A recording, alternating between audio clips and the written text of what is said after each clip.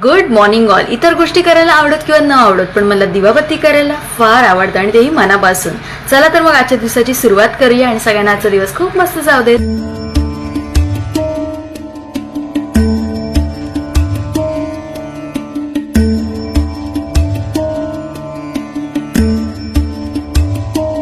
घरातून बाहेर पडल्या पडल्या फॉरेन कंट्रीज मध्ये जसे निळभोर आकाश असतं तसं आज मला पाहायला मिळालं. Happy Makar Sankrant to all. आणि आज आकाश एकदम निळं वाटतंय, खूप भारी वाटतंय. अचानक माझी नजर वरती गेली आणि like wow, real beauty.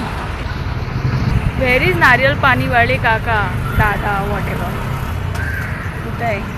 Weight करून पण तिथे कोणी आलंच नाही, त्याच्यामुळे दुसरीकडून नारळ पाणी घ्यावं लागलं. आणि तर मम्मी बघा काय बोलेल की पायल तू नारळ पाणी घेतलंस का?